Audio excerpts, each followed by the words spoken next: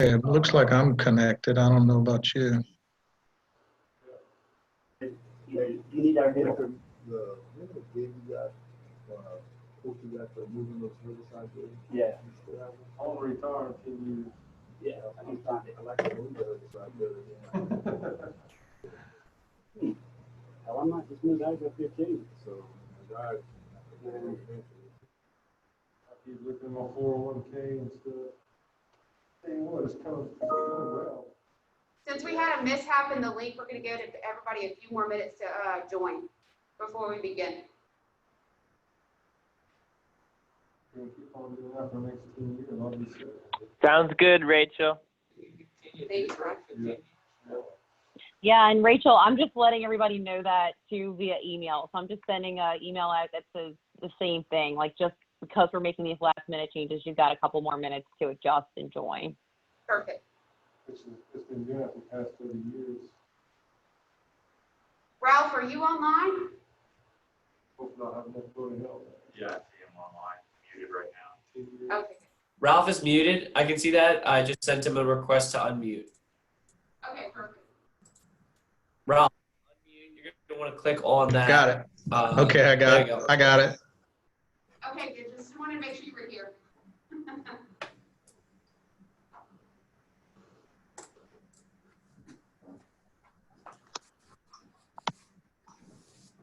Douglas office and ask her to call this guy, Wayne, at Louisiana.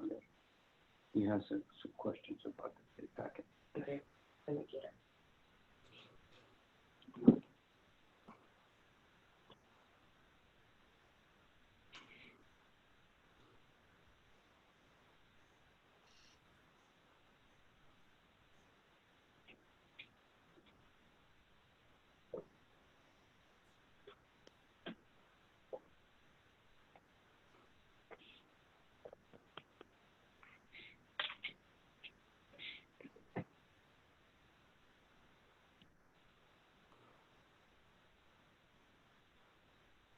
So wait 2 more minutes.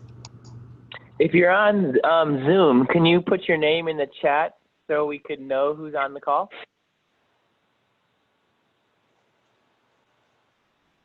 Thank you.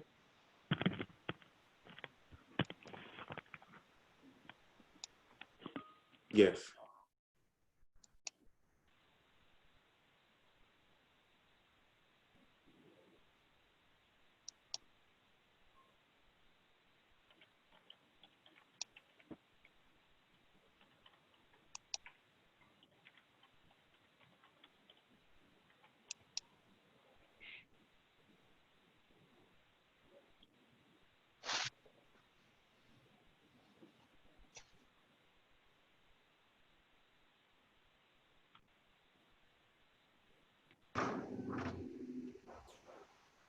All right, we'll go ahead and get started.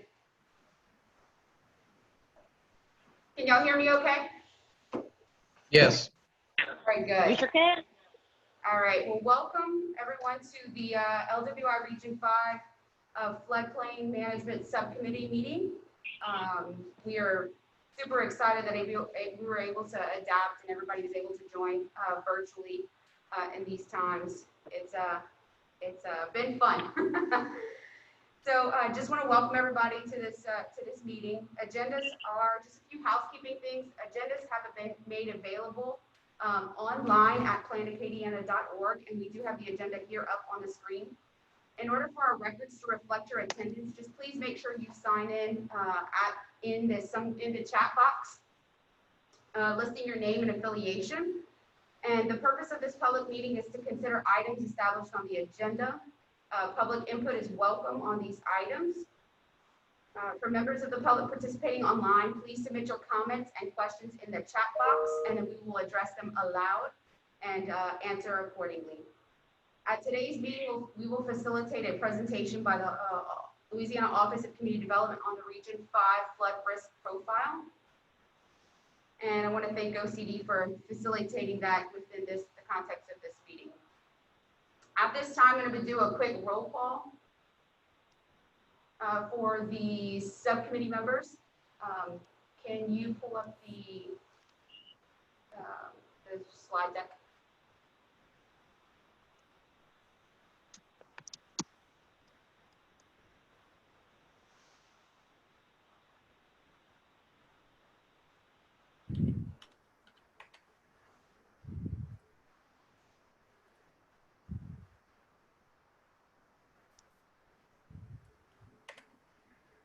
Just a quick overview of how we have our Region 5 structured is we have our Region 5 steering committee with 19 participating community members, and then we have our governance sustainability subcommittee, our capital improvement program subcommittee, and then our CRS floodplain management committee. For the next slide, please. Just a quick roll call for members that are in attendance.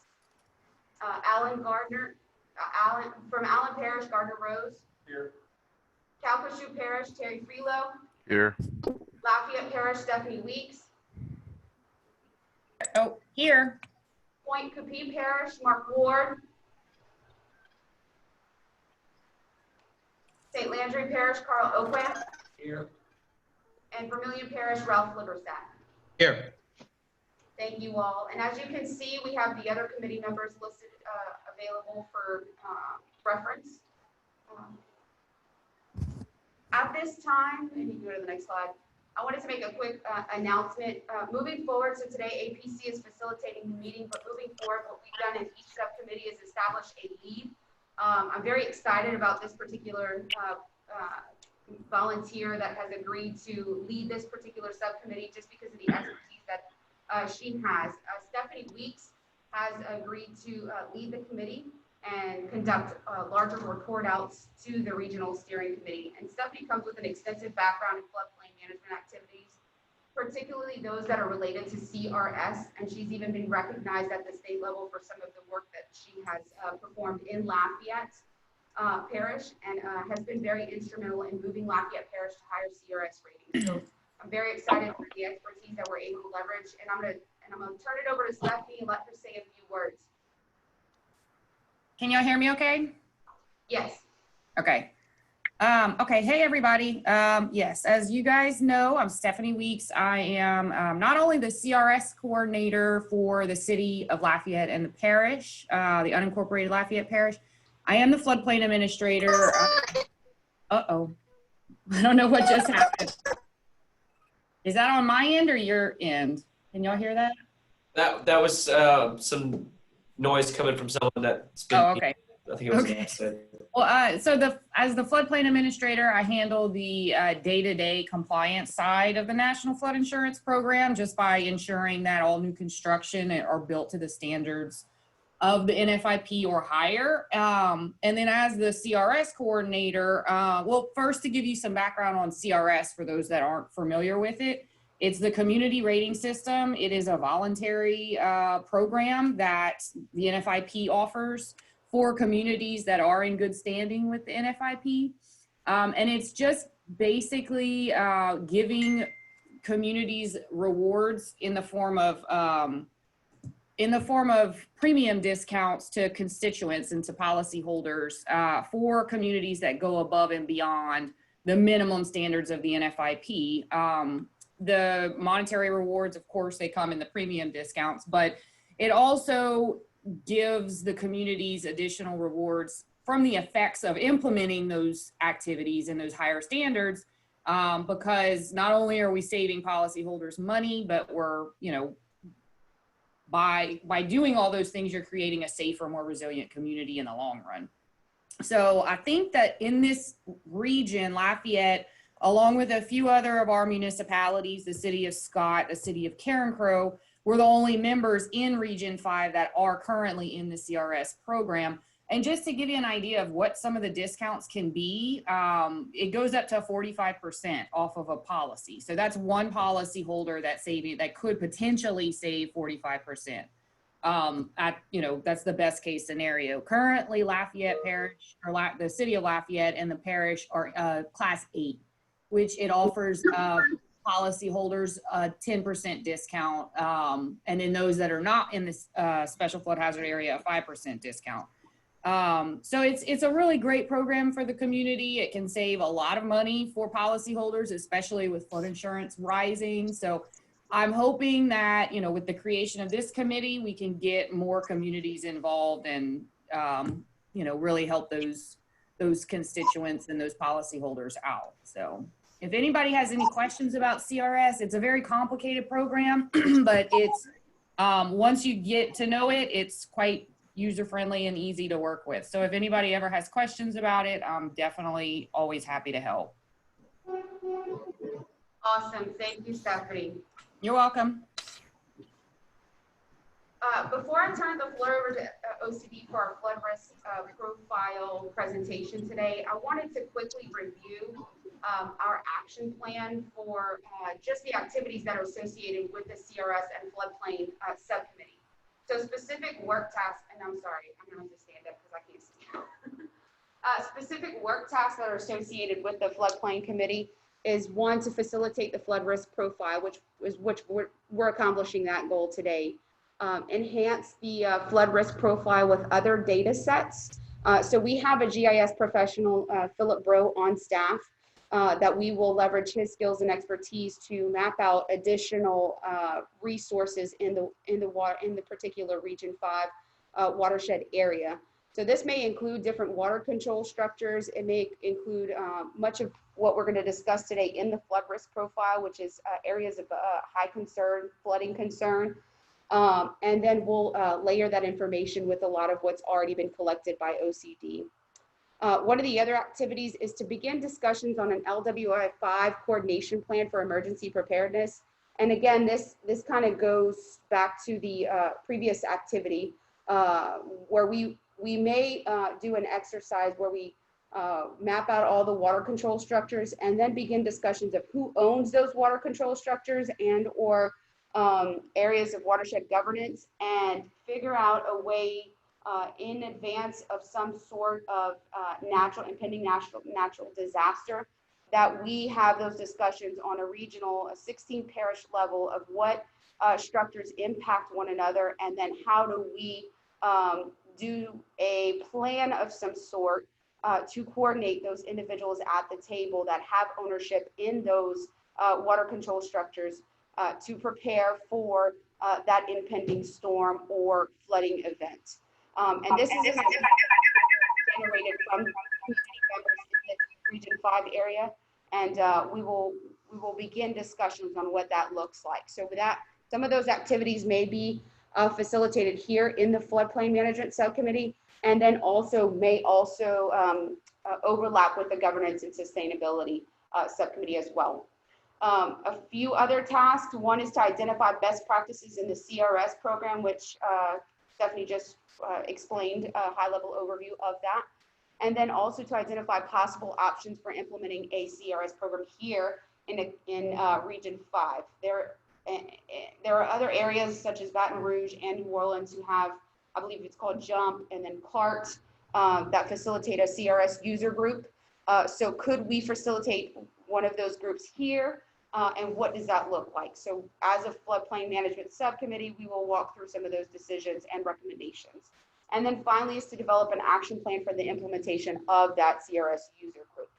So those in general are the activities that are associated with this particular subcommittee. The full action plan is available at our website, and the link is embedded in that presentation. Do we have any questions from the subcommittee members so far? All right, we'll transition to the next agenda item, which is the presentation of the Region 5 watershed flood risk profile. And Brad, I will hand it over to you to introduce Alex. Oh. I think we're good. We don't need a lot of ceremony, Rachel. But we appreciate it, and I mean, I'm excited to see y'all's work plan and the activities that y'all have planned for the rest of the year, and the initiative that y'all are demonstrating and pulling together an action plan. I just want to say good morning to everybody. We apologize for some of that troubleshooting early on with the link, and just thank you for allowing us to be here virtually with y'all all today. We understand that there's a lot going on right now with COVID, but I think we all understand this very clearly, that, you know, our flood risk isn't going away, and the work related to this solution and problem solving, it needs to happen now. And so especially as the storm season is upon us. So we really appreciate the commitment of this group, and we're really looking forward to seeing Region 5 story continue to unfold. To orient this discussion a little bit more, I think with the Watershed Initiative, you all understand this really well. But for those who may be joining us online, it's important to sort of reiterate that the Watershed Initiative's mission and one of the key objectives of this program is to use data and science, right, to help make decisions about how to reduce future flood risk. So we hope this presentation will be a resource for the region. And I see that y'all are already planning on using it that way and building into it, so great.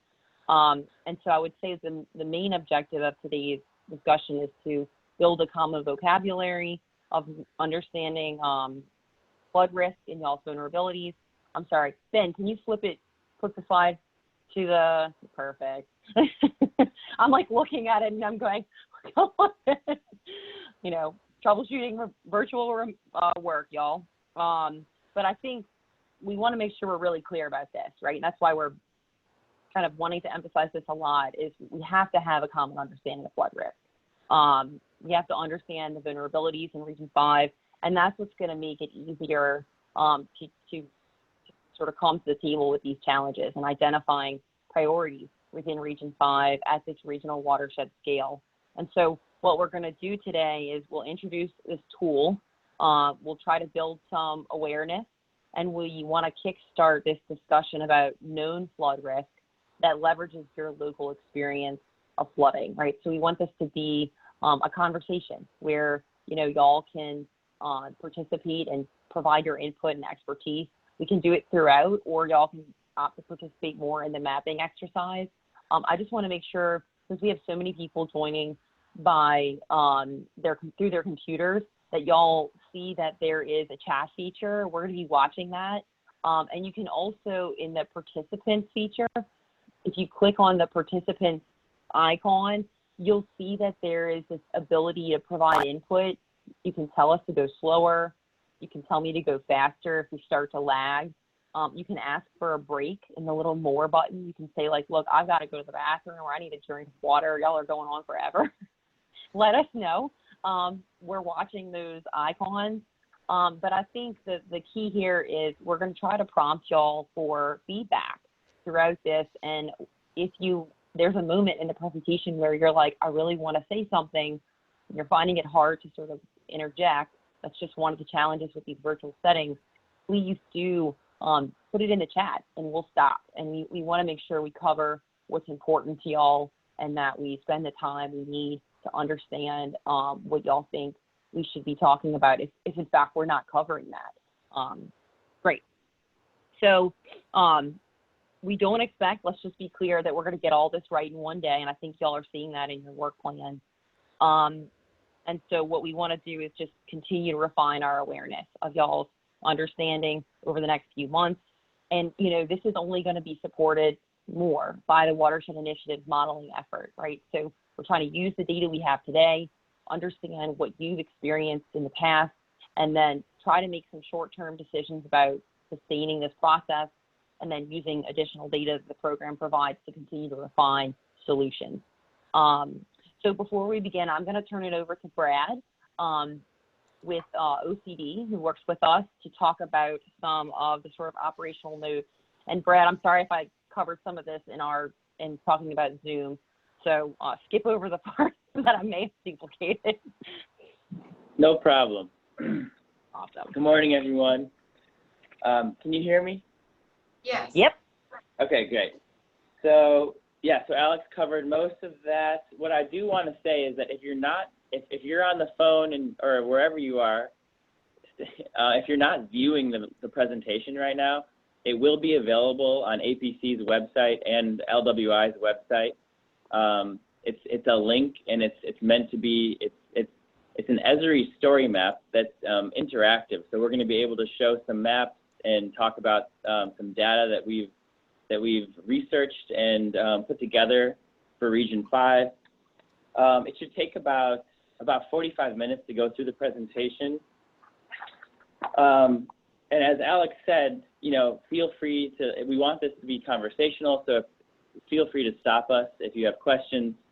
We did prepare, there is a mapping exercise component that can really be, there are maps printed with Cade and Rachel at APC.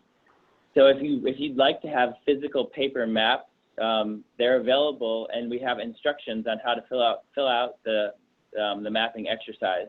And it's really just the intention is throughout the regional steering committee's work in this next year, or rest of 2020 into 2021.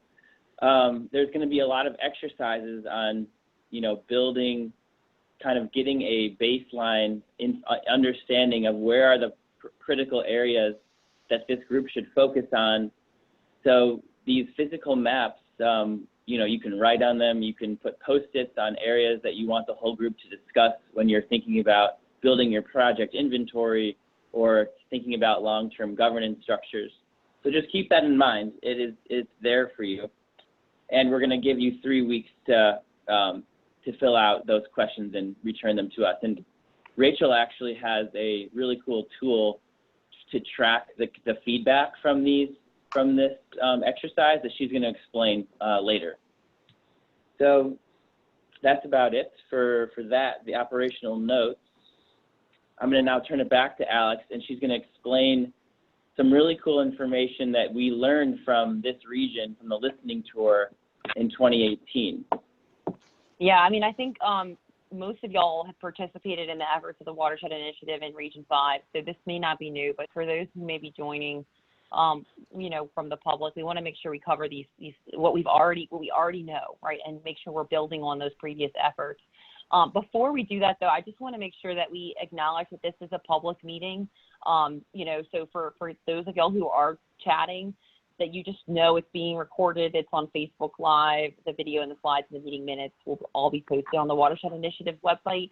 And the materials that Brad was just talking about, the mapping exercise, the inserts, and the presentation, all that will be posted on our website after the meeting. So if you can't make it to APC and you don't have the opportunity to pick up those paper maps, you can definitely download them remotely and print or mark them up via your computer or your application.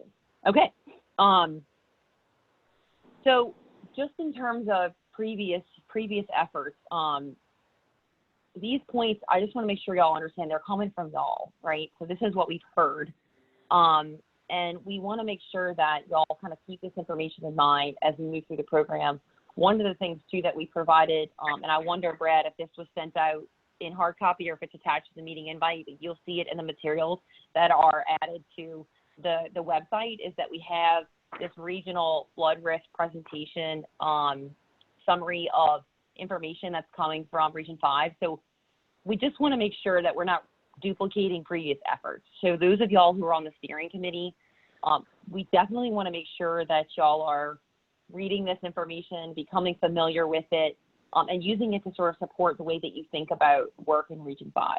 So in short, the things that we thought were really relevant to this discussion was, we heard from y'all's region that management on the watershed level, it should include local and regional experts and authorities.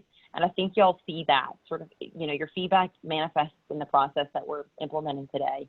That future projects in the region should consider downstream impacts. If we look at this region and the water system, it's important to keep this in mind. That decision-making should be realistic and attainable. This is one I think we all need to keep reminding ourselves about. This is a very ambitious initiative. And so, continuing to ask ourselves, can we really do this, is important. And I think there is also coming from this region a call for some state and regional standardized policies. And I think, Stephanie, in your discussion about CSRS or CRS, it kind of speaks to this, right? That there's these programs that are broad, and that if we saw, more standardized inclusion or more consistent application of higher standards, that we would see a greater impact both in reducing flood risk, but also benefiting policyholders of insurance. Before I go on, I want to make sure we just continue to reiterate that this is sort of y'all's story, and the state wants to support the development of it, and to the best of our ability, we'll continue to work with y'all, shoulder to shoulder to tell it, overcoming all these challenges. So, Brad, I'll turn it to you to go over the agenda for the presentation. So this is Lake Martin, if anyone's interested. a photo of Lake Martin. So we have the agenda.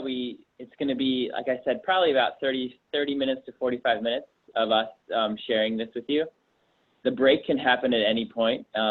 It's designed to happen after the presentation and then before the group mapping exercise. But since most people are virtual, we're just going to adapt that as needed. Then we'll do a report out of kind of the data, the key points that we talked about. And finally, we'll turn it back over to APC for a little section for the public comment, as this is a public meeting. All right, and then back to Alex. And y'all, we're trying to pass it back and forth just to kind of keep it lively. I know sometimes when it's one person talking for a long time, it's just too much, and so bear with us. So what y'all are seeing here, is the whole state and the provisional boundaries the Watershed Initiative has established to work our program activities around. And so we want to talk about the state and this tool and how you can use it to show flood risk data in Region 5. And so what we're looking at is this Esri story map. This is GIS based. We're focused on Region 5 today. And this is supposed to sort of allow y'all this ability to zoom in and out of different areas on the map, consider different scales, and add data sets to continue to tell your story. So Rachel, I think you have a really good grasp of the possibilities. I want to make sure the whole steering committee understands the potential and the opportunity in this tool. It's all exportable, right? So the data can be pulled from the tool. And we know too that y'all have been working hard with locals to address their needs. And we're going to work with y'all and your GIS expertise to make sure that you can maximize the functionality of this. I think we talked a little bit about this already, but just to reiterate the goals of jumping into this, we want to make sure in our next pieces of this presentation that we are building a common vocabulary around flood risk, that we're considering various risk factors, right, from a region's geography to the people who live there, and I think rethink and advance our traditional solutions. So we want to start talking about working with nature instead of against it. And so, this tool and the data that we're going to go through today, it's really meant to help facilitate y'all to understand the data so that you can better make decisions and support improved decision making around flood risk. All right. So here we have the foundational piece that most people are probably very familiar with, the parishes in Region 5, 16 parishes that have agreed to work together around a watershed boundary. So no matter where you're at, let's give yourselves a pat on the back and thank you for agreeing to work together. This is a big step to think more holistically about how water flows in this watershed region. So we're going to now, with this layer, we're going to add on data points and show you just kind of interesting pieces that we've discovered from looking at some data that we have from FEMA, from the coast, and from other natural resources that in the Region 5. So here we have, this is the main watersheds in Region 5. You can see the Atchafalaya vermilion in green and the Calcasieu Murmataw in the kind of gold color. So this, what we're really trying, the common vocabulary that Alex mentioned that we're really trying to get across here is hydrology. And it might be you might know this term, but it's the science that deals with the properties and distribution and circulation of water on and below the Earth's surface and in the atmosphere. So as we go through this presentation, just keep in mind, like, what happens to water that's circulating in this watershed during crazy flood events that we've been seeing, severe amounts of water dropping at any given time, and what happens to the hydrology during that time. So, and just imagine what the impacts of flooding in the northern region and how it could impact other areas in the central or southern region. So we're going to move through and continue to build a vocabulary and add on different layers to to these base points.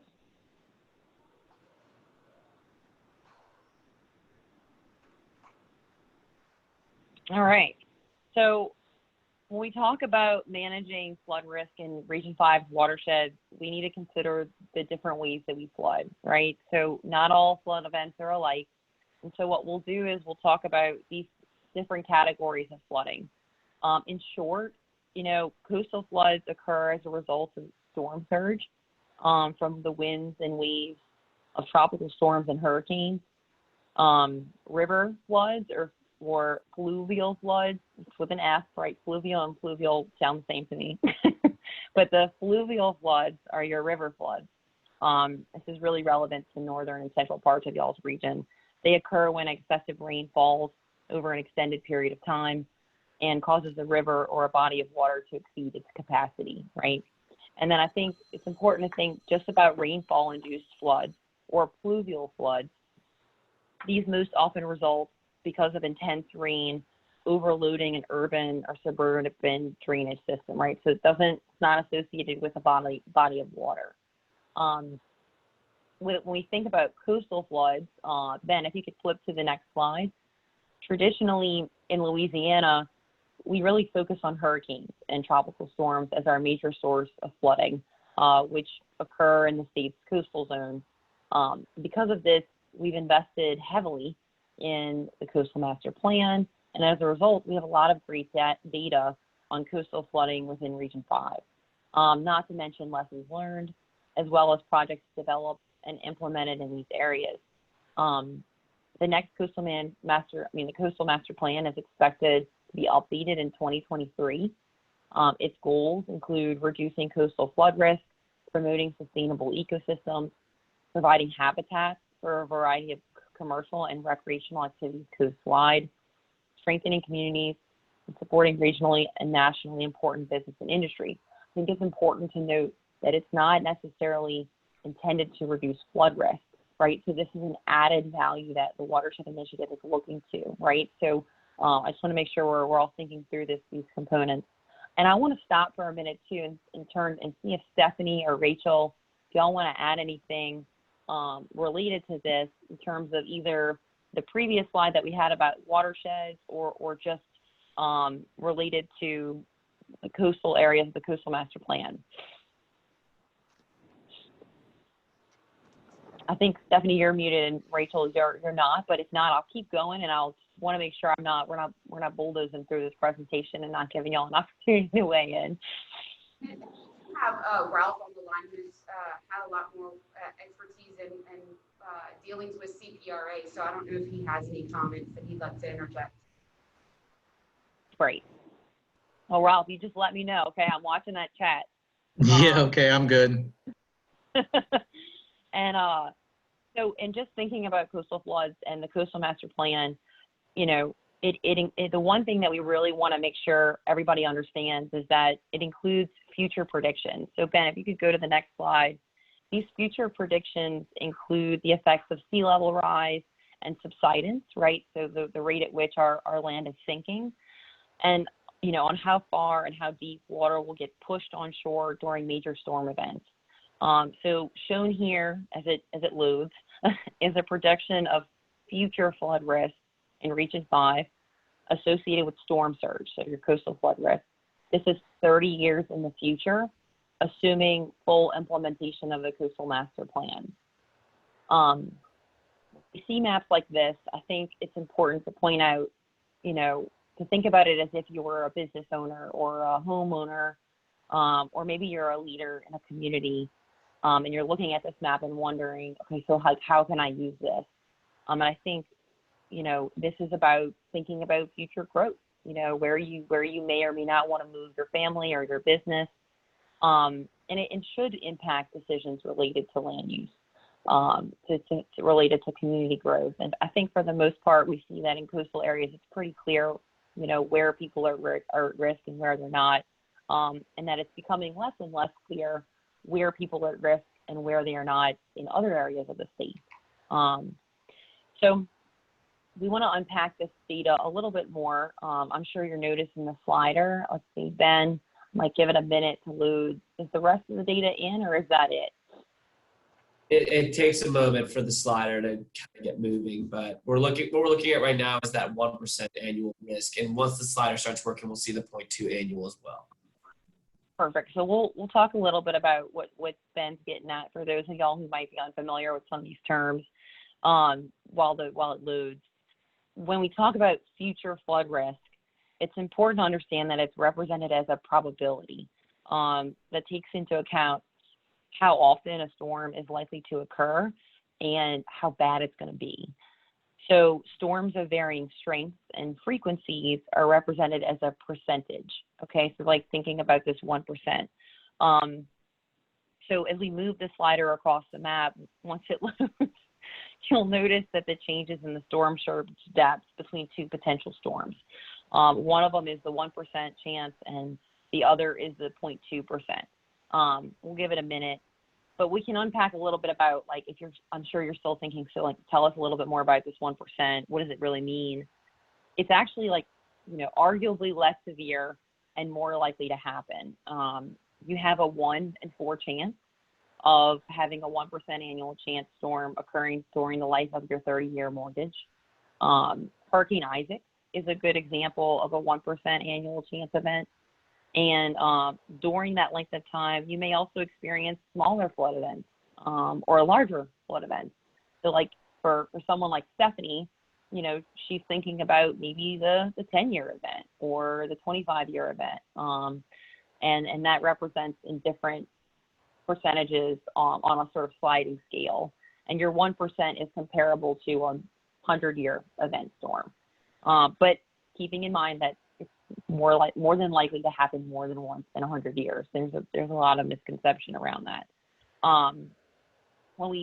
Once this loads, we'll look at that sort of 1%, think 100 years, think once in a mortgage, and then we'll also see the sort of 2.2% chance storm that's more severe, right? It's arguably less likely to happen, and this would be a catastrophic event for people that it impacts. Stephanie, is there anything you want to clarify that you think maybe I didn't cover or is maybe important for this group to understand about these different categorizations? Sure. Yeah. Actually, just for everybody's knowledge, I mean, as far as floodplain management regulations go and what communities are able to enforce, and that's where those higher standards come in. We're only, the NFIP are the minimum standards, and we can only enforce the regulations in that 1% annual chance. If the only way that we are able to enforce higher standards is if we adopt those higher standards. And whether that be freeboard, whether that be enforcing the regulations in that 0.2% annual chance, those are the higher standards that we're kind of talking about that go into the CRS program.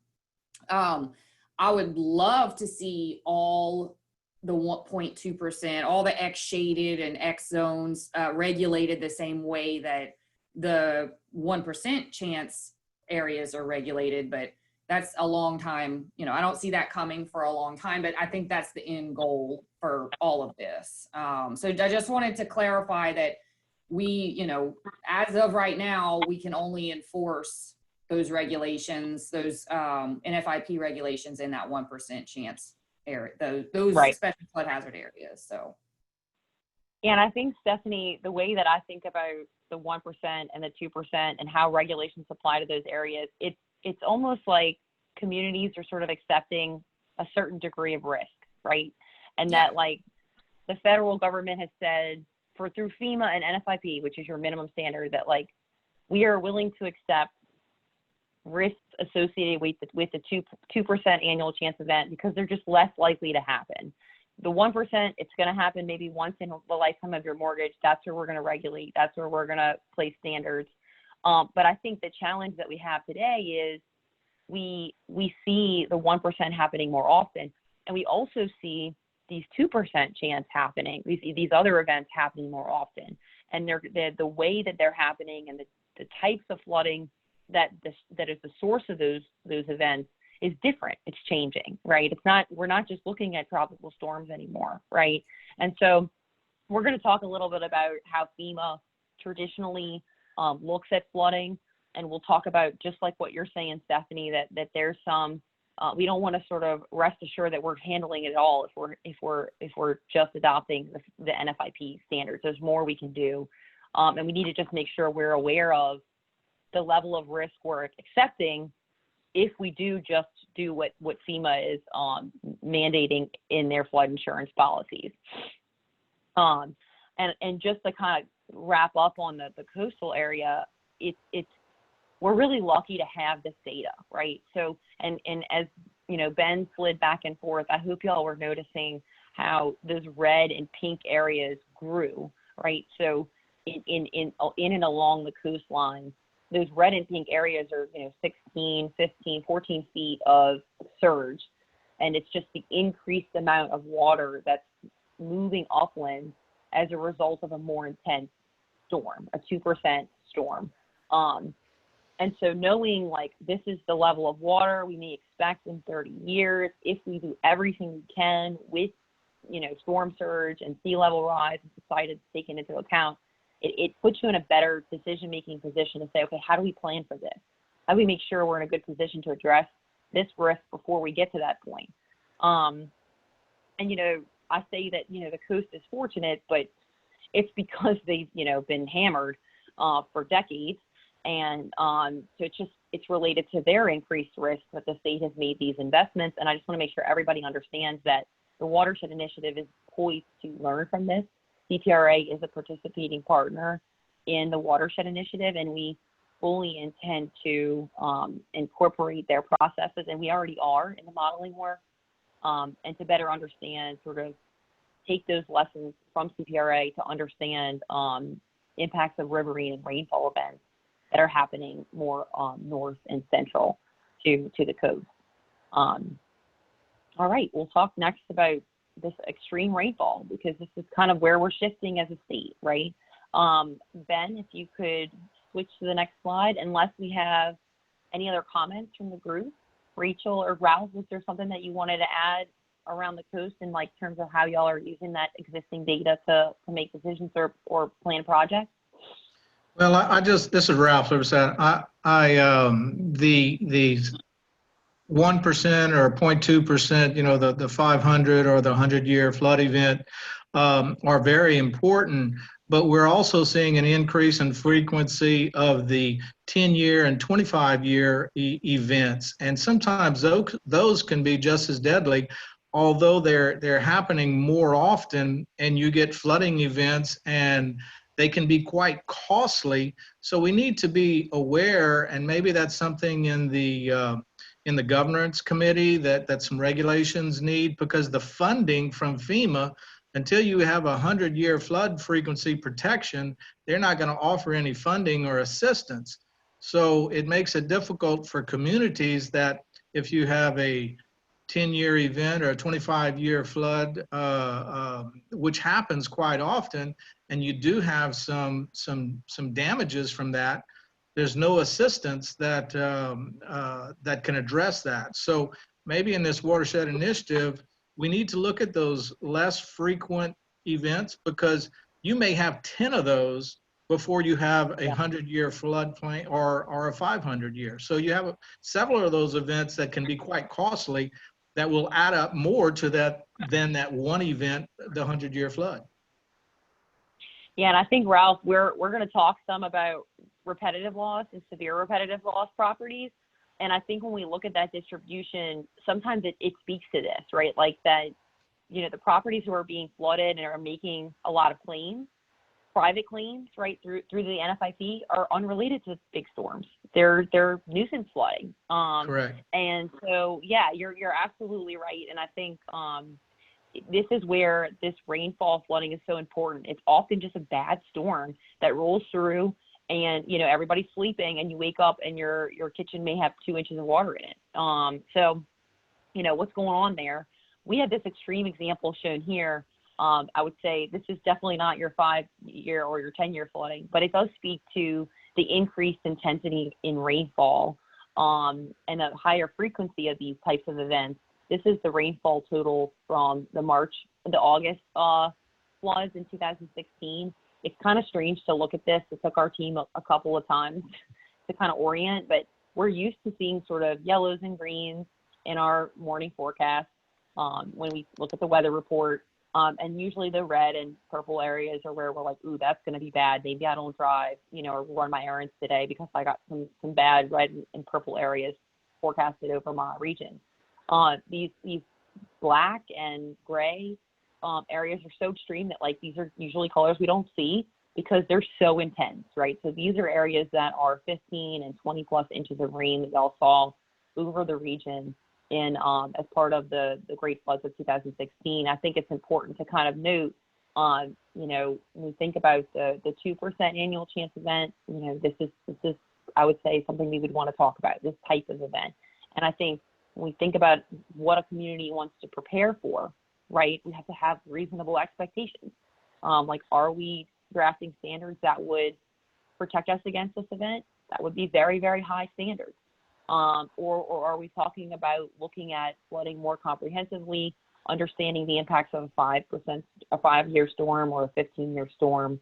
And like those solutions look different. But knowing this and kind of getting a better understanding of risk and what is an acceptable level of risk is an important component of community, regional decision making, so that you know what you're ready for and what you know when you got to evacuate, right? And what's that threshold?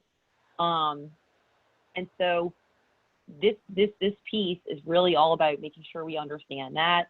And the next two types of flooding are going to deal with or as a result of heavy rainfall, right? So they're not coming from the Gulf. They're not tropical related. And that first one is fluvial floods. These occur when excessive rain falls over an extended period of time, causing a river to exceed its capacity. It could be caused by spring snowmelt.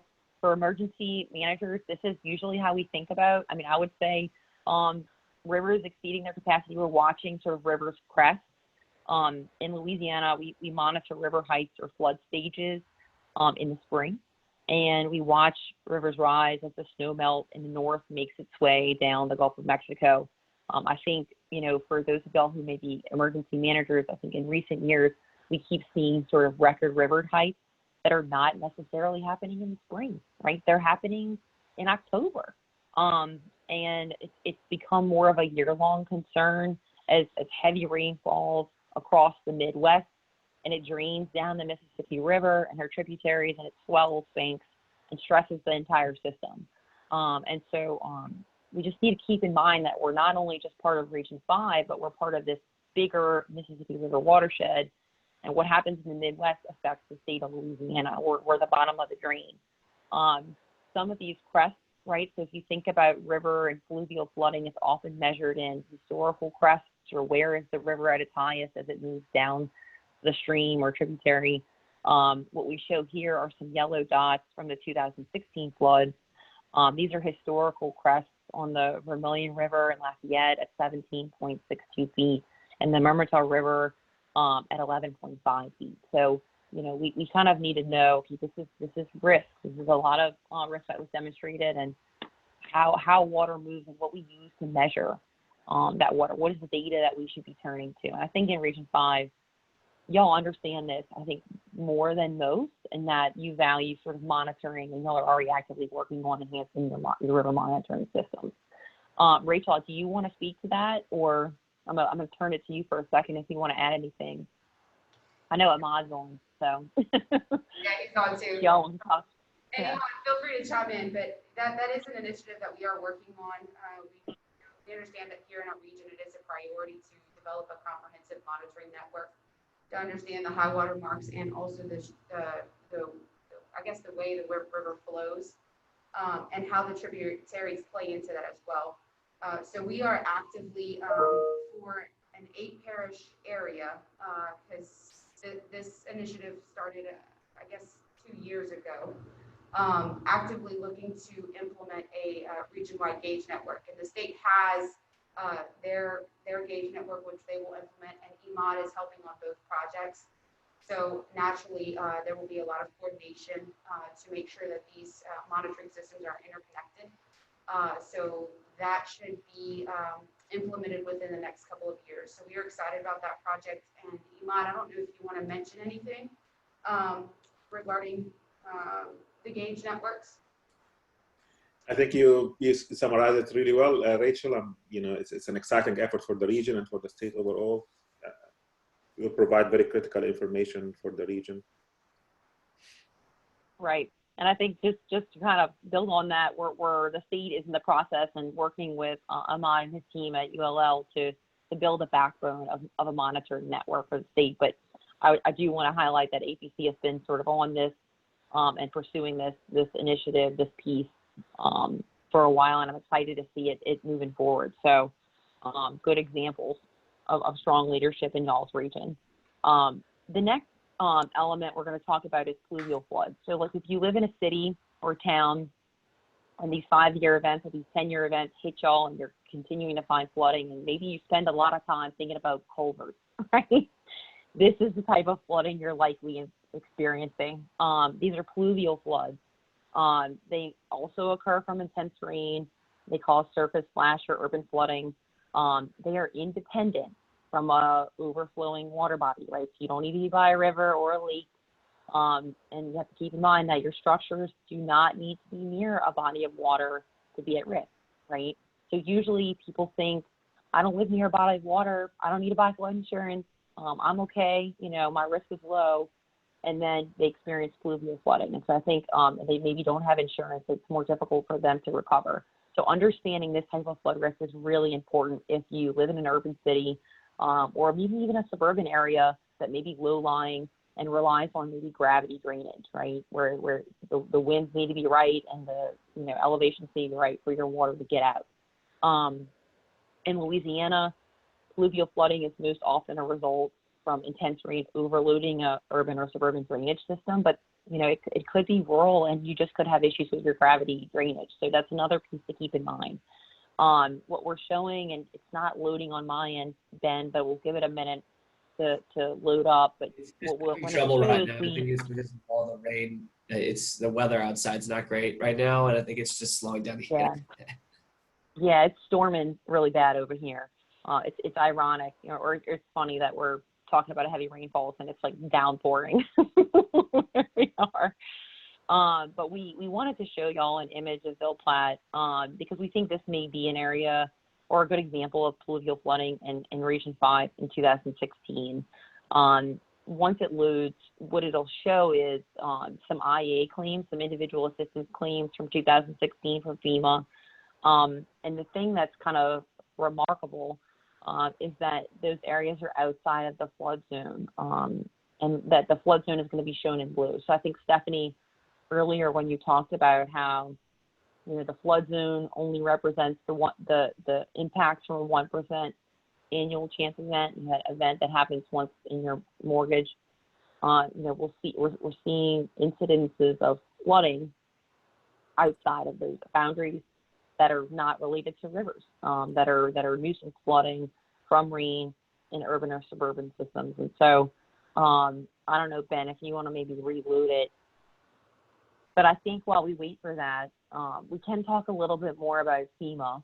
I'm sure that given that y'all are all on the floodplain management subcommittee, you do understand this, but I just want to make sure for people who may be joining and are unfamiliar, this is all about building a common vocabulary, that FEMA, or the Federal Emergency Management Agency, is responsible for mapping the nation's hazardous flood areas, right? So let's talk about what they do and how they traditionally think about flood risk.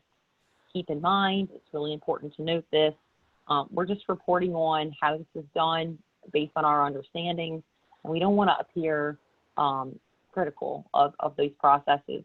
FEMA is a partner in addressing mounting flood risks, both statewide and nationwide. So we want to make sure that we help them do that work better by thinking critically about their current processes. To this effect, it's working. Ben, do you want to flip back to okay, great. So this is what we were talking about just a minute ago. So this is Ville Platte, and you'll notice all those dots are independent assistance claims with FEMA. They're outside of the 1% annual chance or the flood zone. And so that means like they weren't required to purchase flood insurance or build to a higher standard.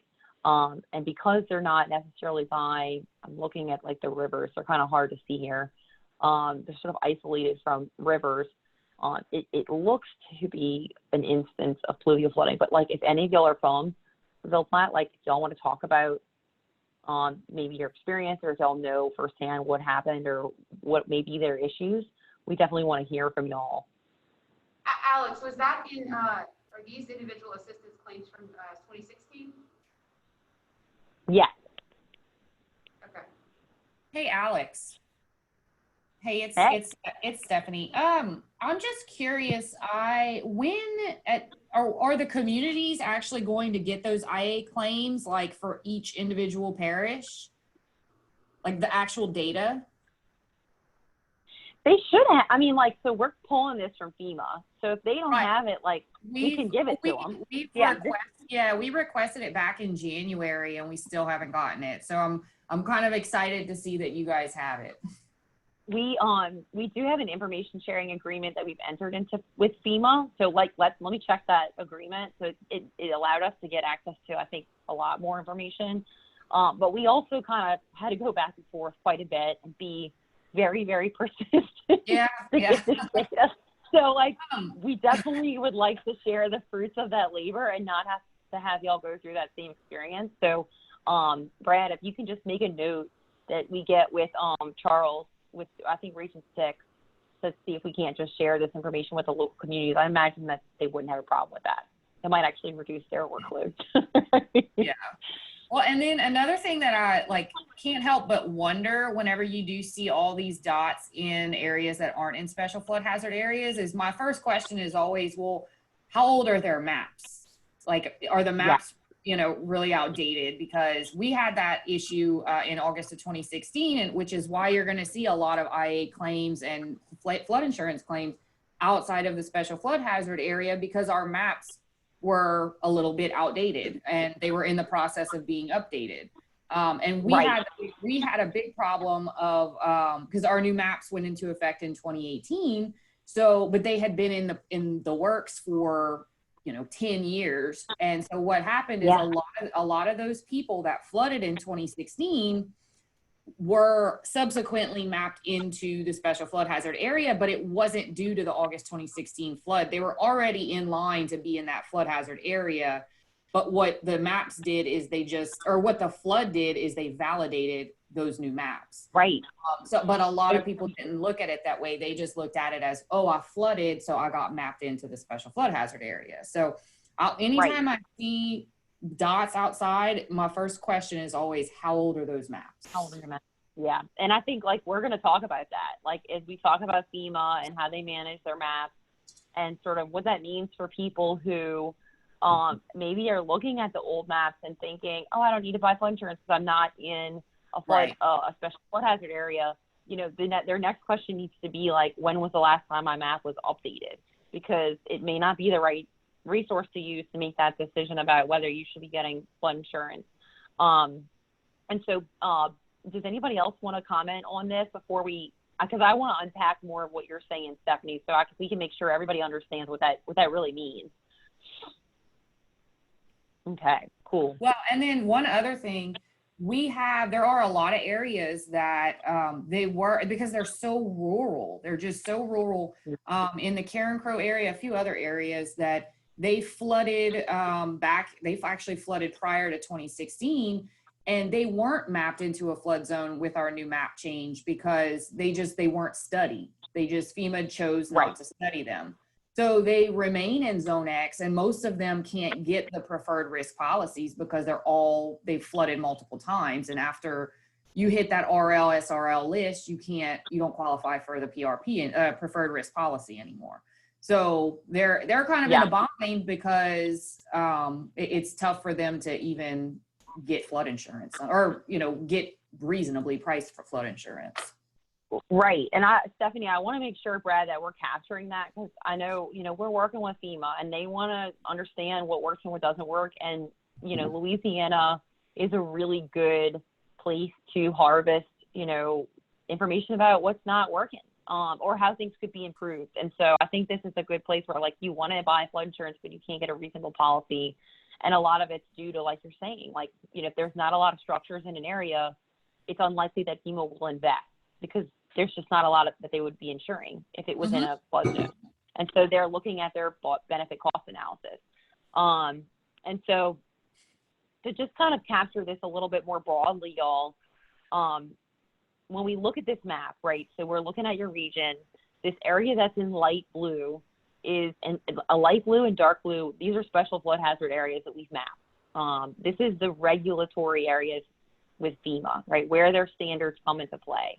The light blue is your A zones, which we talked about a little bit. This is ponding, nuisance flooding. You know, we don't expect flash flooding here. And the blue zones are sort of high velocity zones where, like, you do expect sort of wave action. You have much higher standards. Everything outside of those areas isn't required to build to a higher standard.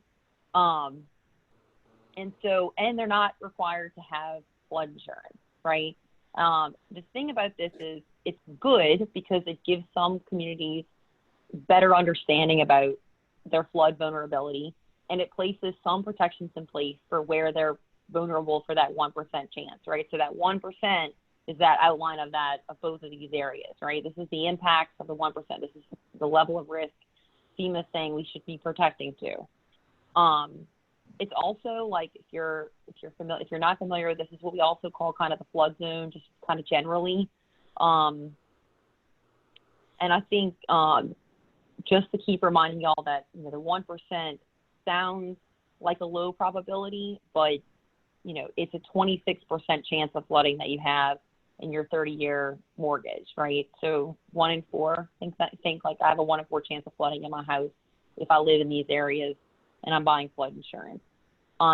It's important to note that in Region 5, 59% of the region is in a flood zone. And I'm wondering, you know, on my map, y'all, it's not, the light blue isn't showing up as well to sort of demonstrate this point. So we'll go ahead and check this, and I think work with Rachel to see if we can't make it a little darker so y'all can see it better. Let's see. And so usually, like, if you're coming in for a permit, that's usually where this comes to play. You know, landowners and business owners, they go into the permitting office to build something. If they're located in one of these areas, they have higher standards that they have to apply to their building. I've kind of covered a lot of this. I'm looking through my notes. I think Stephanie, yeah, go ahead. I'm sorry, Alex, this is Makita. There was a question in the chat if you were just, yeah, there you go. Do you want me to read it, or you got it? Okay, perfect, good. Yeah, let's see. So is this information provided to FEMA from local authorities? It's actually the opposite. So FEMA, usually, like, after a storm, it's based on historic events. They usually assess what was damaged, and they model it. They do modeling, and then they determine, they issue a flood map, and they work with the community. So I don't want to make it seem like it's one-sided. Stephanie, weigh in here.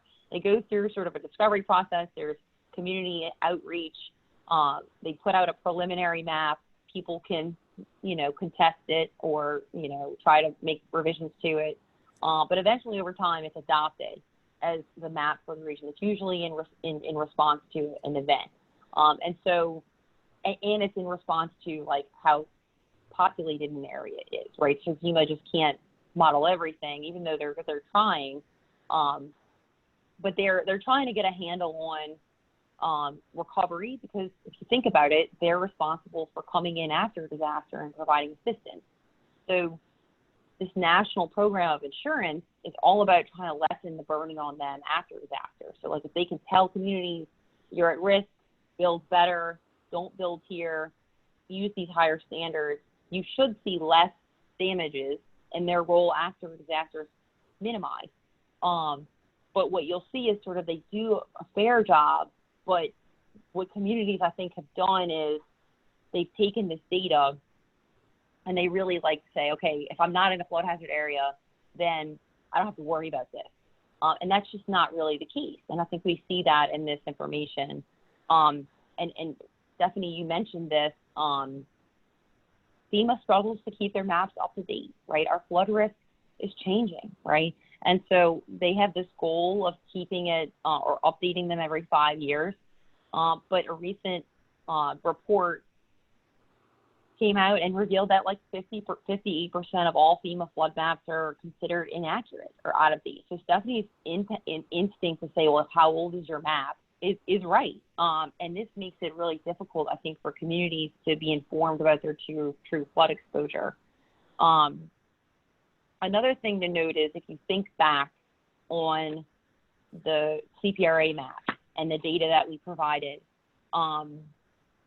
it's important to know that FEMA's maps don't look to increased rain events or future flood predictions related to subsidence or sea level rise or higher rainfall. And so what they're looking at is historic data. And so it makes it even more challenging to think about, there we go, that's a lot better. Thank you, Ben. Now you can really see the flood hazard areas in the region. Hey, Alex, I have a question. Yeah, go ahead.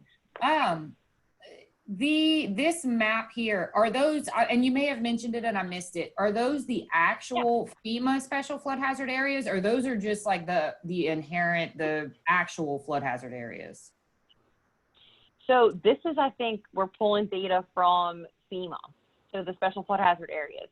Okay, so because that's what I wanted to clarify, or if they're the mapped flood hazard areas or what the data is showing the flood hazard areas should be, kind of thing. Right, it's not what the data is showing should be. Okay, got it. Yeah, so like what we're hoping is with the modeling effort with the Watershed Initiative, learning lessons from the Coastal Master Plan, we could sort of overlay data that does look to the future and accounts for increased rainfall, accounts for increased, pluvial and fluvial flooding. We'll better have a better understanding of what is the true flood risk in the region in the future, so that we can do better planning and advise homeowners and businesses and leaders, more accurately about what their flood risk may be. And I think asking this really important question, which is, what risk are you willing to accept, right? So it all comes back to if you're willing to risk that the 1% is what you want to build to, maybe your 1% needs to be adjusted. Your flood zones might be a little bigger than you think based on future projections. Maybe you want to expand, like you were saying, the footprint of a special flood hazard area. Or maybe you want to build to a higher standard, to the 500-year event or the 0.2%. I think it just depends on like your resources and like your community's input and how hard they're hit and how often, right? So for some communities that are hit repeatedly, that 500-year event, if you're telling them like you've had 3 of these in the last 15 years, you might want to think about, looking to those higher standards that would protect you against those types of events. But we think it's important that we understand it better, that we communicate risk more clearly. And like this is a lot about what this presentation is about, so that those decisions, when we get to that point, they can be made by people who feel comfortable, knowing that they understand what they're looking at. And once you make those decisions, like you can turn to your communities and say like, okay, this is the level of protection that we have. So like everybody, let's get on the same page about this is what we're okay with, absorbing these types of hits in terms of flood risk, and these are the things that we're not prepared to absorb. So when we talk about mandatory evacuations, we're talking about instances that exceed our protection level. And that is a really hard conversation to have today. I know, Stephanie, I used to do floodplain management work. It's so difficult to do that because there's just a lot of unknowns, and so we're hoping to, with better data and science and these models, to be able to zero in on those conversations and facilitate them more productively. Hey, Alex, just a comment in the chat box. Evelyn mentioned just about the date of the maps, that in Evangeline actually has a parish flood map from 2010, but across the region, I think some of the FEMA flood maps date back to 1980. Yeah, And I think too, there are a lot of maps, Stephanie and Rachel and y'all's region that are preliminary. And so I would say this is an important distinction too, because you build to these preliminary maps, but you don't realize the flood insurance deductions, right? So the benefits of getting credit for them and potentially seeing reductions in your flood insurance rates.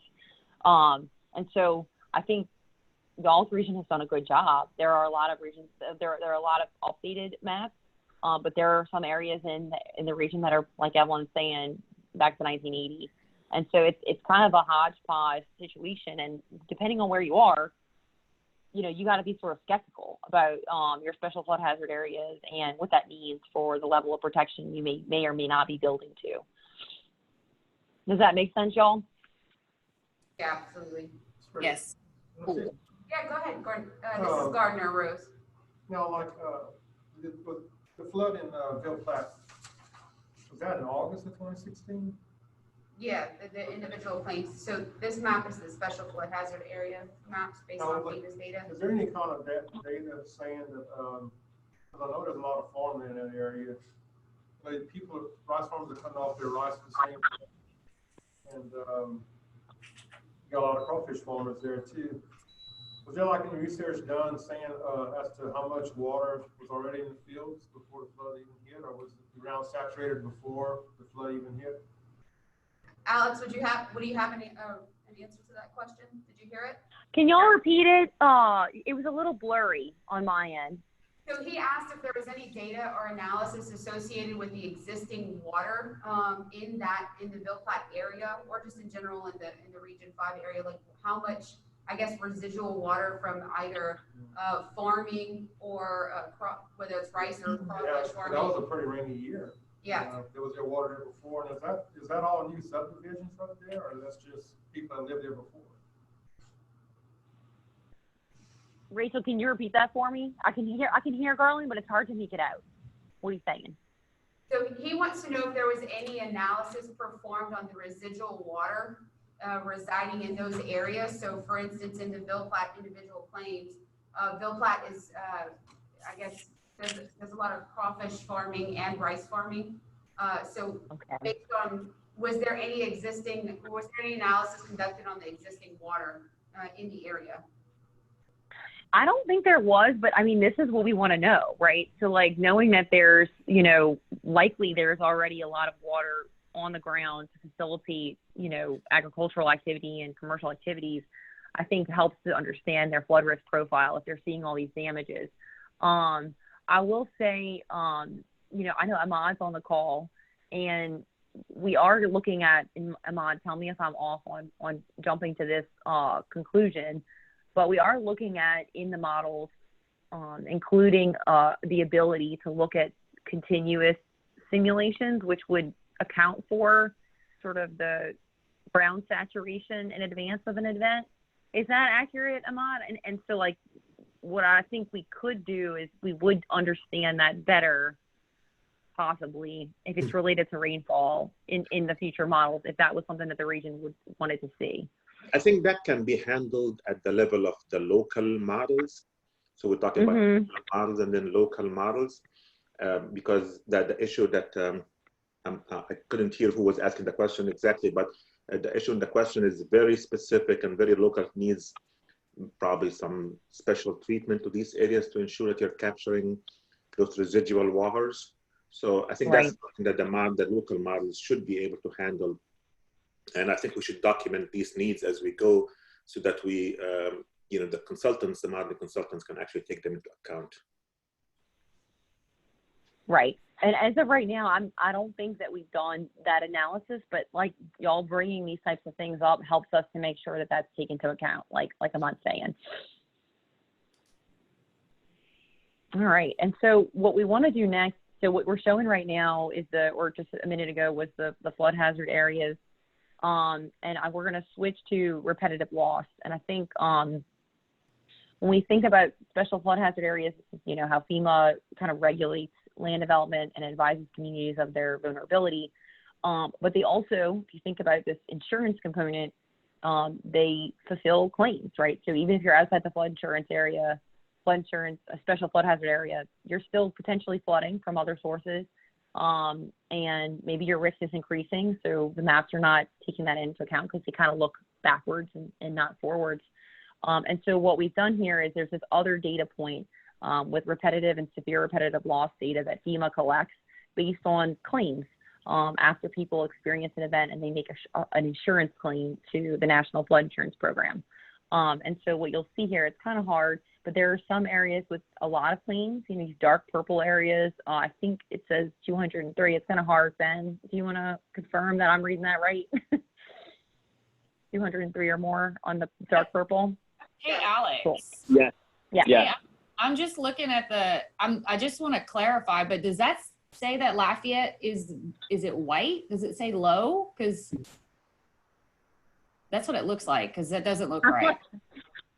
I'm looking and it's, That's yeah, right it's like in the 15.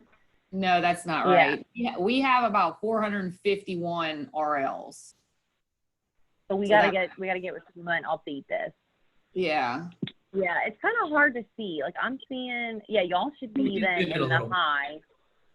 You may want to zoom in a little bit because it they're aggregated to the census block level. Oh, I see. Okay. Yeah, that might be, but it still looks like the center of Lafayette does have quite a bit of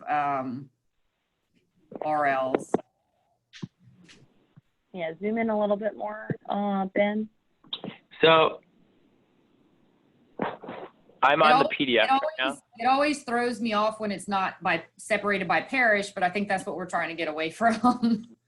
Yes, yeah, it is. It's harder to find your place because we're not used to looking at maps like this.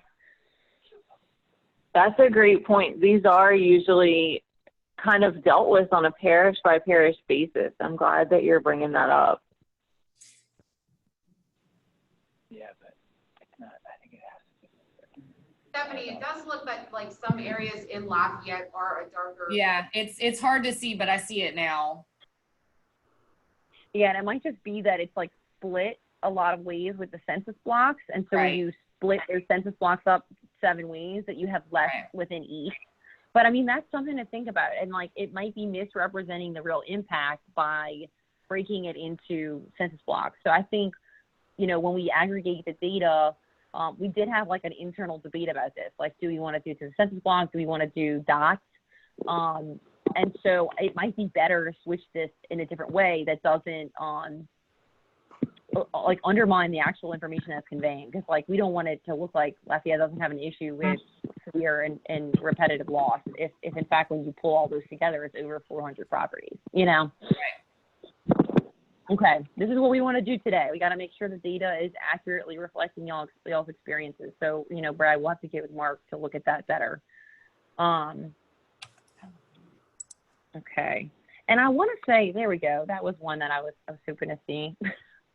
And I think Brad is going to talk about this. This is the IA data for the March and August 2016 flood. Yeah, thanks, Alex. Can you hear me? Yeah, and you know what, Brad, I just want to make sure before we jump into this that, you know, as we talk about flood risk, it's really important, and maybe, Stephanie, this might be a little embarrassing for you, but I think, you know, we all sort of take it for granted. Our floodplain managers, they're all across the state, and they're working every day to sort of take properties off the severe and repetitive loss list, you know, elevating, you know, moving people out. And I think, you know, it's important that y'all know, and we acknowledge that work is happening already. You know, that your floodplain managers are always looking at these special flood hazard maps. They're trying to get people to build to higher standards. They're trying to adopt higher standards at their local level, and they're working with people who are on these lists and have made a lot of claims to find ways to reduce their risk and long-term make their environments more sustainable. And so, you know, if you know your floodplain manager, I think it's great that Stephanie's on here and speaking to all this. But if you don't know who your floodplain manager is in your parish, I would advise you or encourage you to reach out to them and talk to them about what their experiences are, what their issues are, so that you're in a better position to sort of weigh in on this, because they're such a vital component of reducing flood risk statewide, and they have an enormous amount of expertise related to sort of how FEMA works and how we traditionally address flood risk. So now you can go, Brad. I just want to make sure we say that. It's so important. Hey, one thing, can I mention just one thing that I think it's kind of important? With regard to the RL and SRL list, a lot of people forget. Well, first of all, the list, it helps us on a day-to-day basis with regard to mitigation.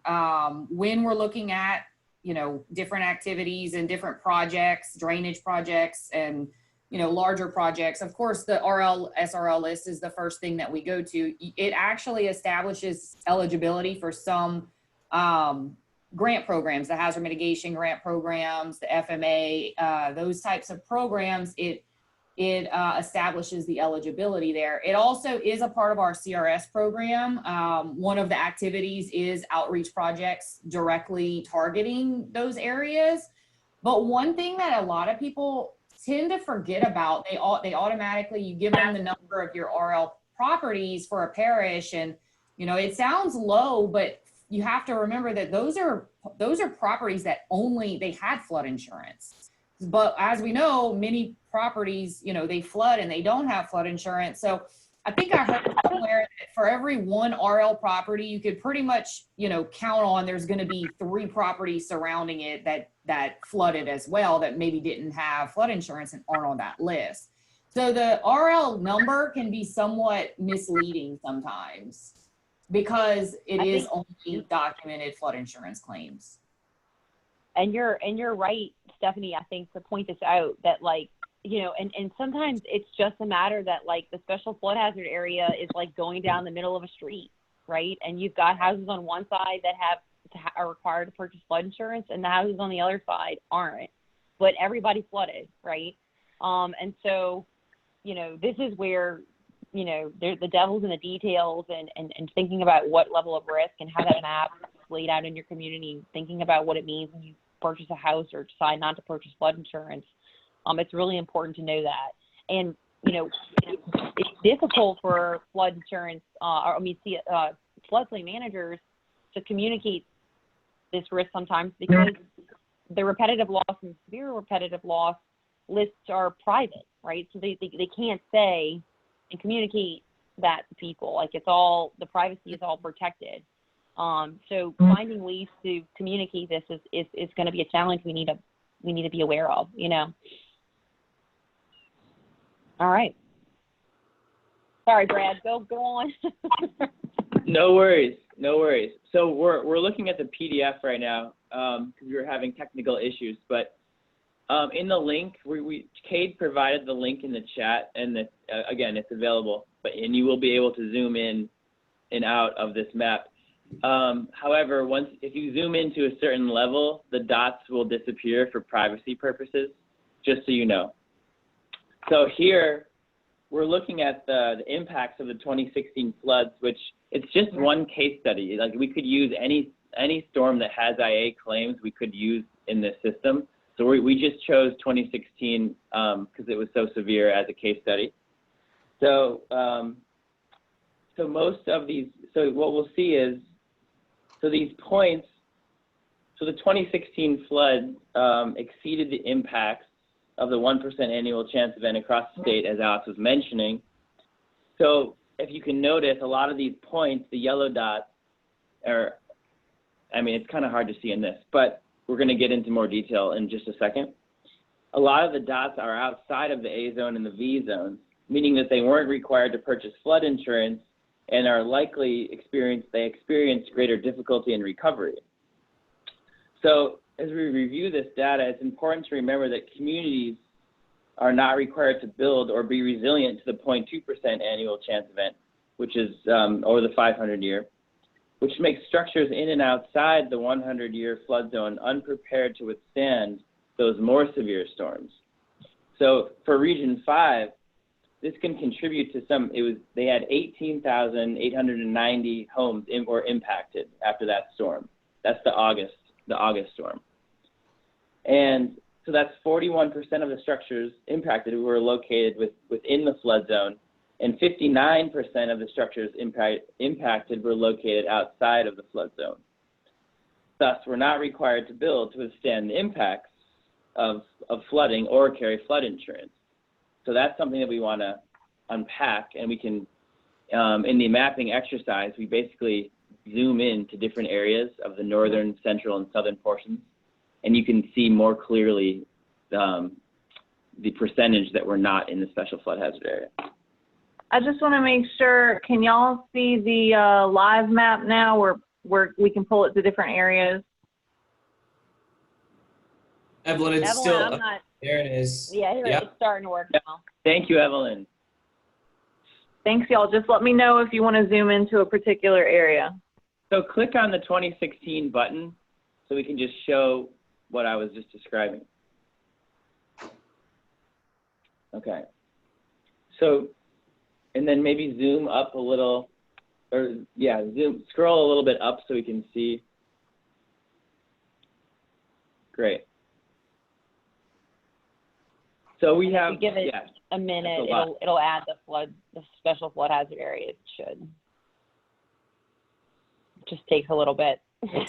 Hey, I have a question about the flood layer. Are we looking at, and this goes back to the age of the maps, as far as, is this the flood layer that was in effect at the time of the August event, or the one that's in effect today? You know, I'm trying to think, Evelyn, when we retrieved them, I assumed they were current, but Right, we they're can definitely current go check. effective friends. Yeah. Now, a lot of them weren't changed between 2016 and now. Like, I don't think any of them, in fact, No, ours was. became effective. Okay, so it sounds like at least one of them became effective in between. But for the most part, like, you know, some of the firms are still, their effective date is like 2010, you know, 2000. So some of them, they just didn't change between the two. Right. Yeah.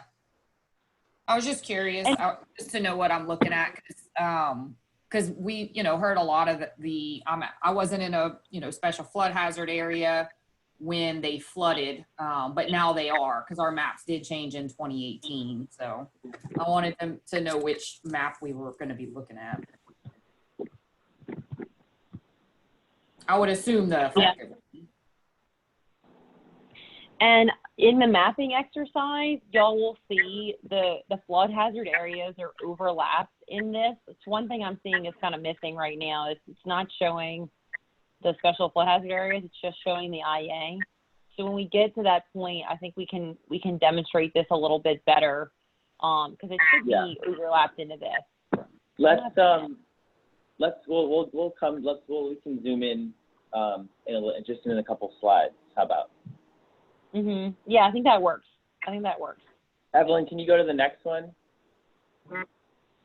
I do want to make sure we point out too, that when we think about all these properties, right, both in and outside of the special flood hazard area, like when you're experiencing, you know, a 500-year event or a 0.2 annual chance event, you know, none of them are really built for that, right? Unless the property owner takes the initiative to do that. So both within and outside of the special flood hazard area. So even if you're in the special flood hazard area and you have flood insurance, maybe you're required to build, you know, 2 feet above the base flood elevation or grade. I know they're not the same, but for simplification, you're still not prepared for that 500-year event per se. So I think we have to be careful about like lulling people into a sense of safety. You know, if they're in it, if they look at this map and they're like, oh, I'm in the special flood hazard area, I remember I had to meet higher standards and I have flood insurance, so I should be fine. In the event of these more intense events, like the 2016 floods, you know, we just need to make sure we're clearly communicating, you know, what that looks like in terms of the risk profile. So we have a couple more data points that we want to just cover before we can dive in and look at these at the insets more in detail at different areas of the region. So this slide, this data set shows all of the wetlands within Region 5, and we really want, you know, one of our main goals with LWI is to really optimize the natural functions and see how we can, when we're thinking about projects and we're thinking about governance and long-term planning, how can we really leverage the natural benefits that the wetlands play when we're designing these types of projects and thinking about the hydrology and thinking about all kind of, this is kind of an encompassing thinking about the different types of flood risk, like we need to really capture the importance of the wetlands that they play and think about how we can structure Region 5, really long-term investments to benefit the wetlands and have them benefit and kind of leverage the gray infrastructure that's already there. So how can we, infuse the benefits with natural capital with the gray infrastructure is a big takeaway with this.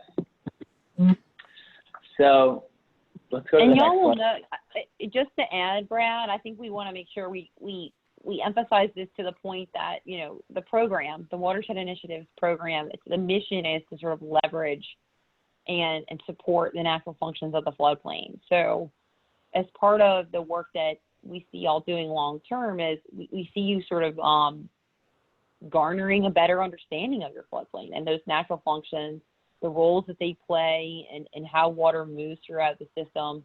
And when you think about projects, thinking about projects that have multiple benefits, right? That not just potentially reduce flood risk, but that also maybe enhance water quality or increase the flow or remove an impediment to water quality that maybe the region has been experiencing. And so we just want to make sure we emphasize this because, as you think through projects, and y'all are going to be thinking through projects in the next couple of months, that this is a really important component that we need to continue to build our understanding around. And if there's anybody on the committee now that wants to just talk about this just generally, we'd be more than happy to take some time to do that.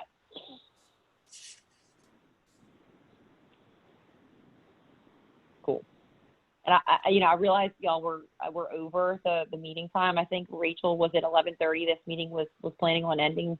I just want to make sure it's been more of a dialogue. No, I think we had it set for 12, actually. Okay, perfect. All right. Good. All right. So there's one more piece, and then we'll take a short break so we can kind of digest this information. So we're going to go to, we talked a lot about the kind of the geography and the flood risk. So now we want to add another layer of social vulnerability so we can kind of think about the people that live among us in Region 5. So we pulled this data from the Center for Disease Control Social Vulnerability Index. And it's basically, so we're looking at census tracts. So, and this is based off of, the Social Vulnerability Index is based off of socioeconomic status, household composition and disability, minority status and language, and housing and transportation. So the areas that are in darker red or orange, those are more vulnerable areas. So you can see dark red's high, kind of that burnt orange is medium high, and then so on. So the larger census tracts tend to be more rural and less dense, and then the darker census tracts are a little bit more densely populated and more people aggregated together. So if you click the Lafayette button, we're actually able to. It kind of just goes in a little. It just zooms in and shows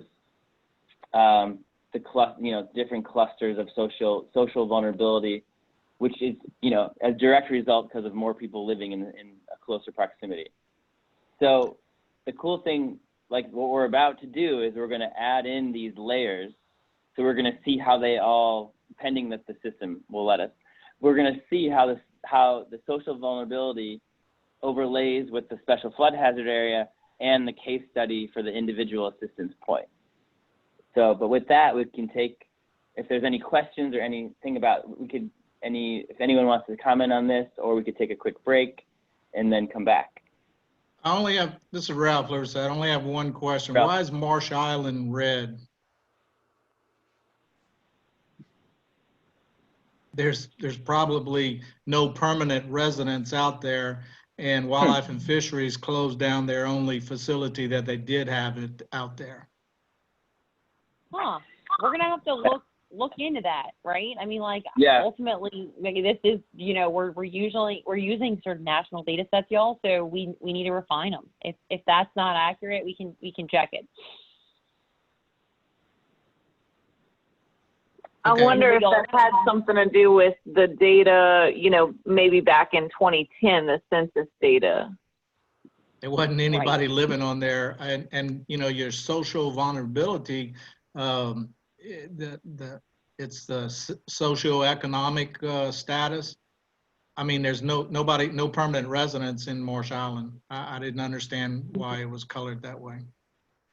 That's a good question. And then you look over there at Lacassine, which is probably the same thing. Marsh Island should be that yellow color, same as Lacassine Refuge. Right. If people aren't living out there, then yeah, your social vulnerability is going to be low. So this is where we need to come in and adjust, you know, as we see fit to make sure that this is telling the right story. Awesome. Is anybody else seeing anything that looks not right, or where they have questions about this? I think you do have people living around Lacassine National Wildlife Refuge. I mean, there's not many people, there are a few. That's where there are a few. That's where the headquarters is for Lacassine and another area, and Calcasieu Parish. The headquarters is right there. Mm-hmm. Okay. Well, I think, y'all, we've gone on for a while, so I want to make sure we take a break. And we'll do, what do y'all think? Like 5 minutes, we can come back at 11:43, or maybe we take a 10-minute break and come back for 11:45-ish. How much more do you have, Alex? Really, it's just the mapping exercise, which we can overview. And like, since we've gone for a while, we can just show y'all the insets, and we can, you know, figure out if we want to do it in as part of the meeting and zoom into areas, or if y'all want to just use those materials and take them home and reflect independently. Well, we got 20 more minutes basically of the meeting. I just didn't wrap it up. You know, that's just me speaking. I don't want to take a 10-minute break and then come back for 10 minutes. What do y'all think? Yeah, I think that's a good idea. To just keep trudging on through? Yeah. keep the momentum.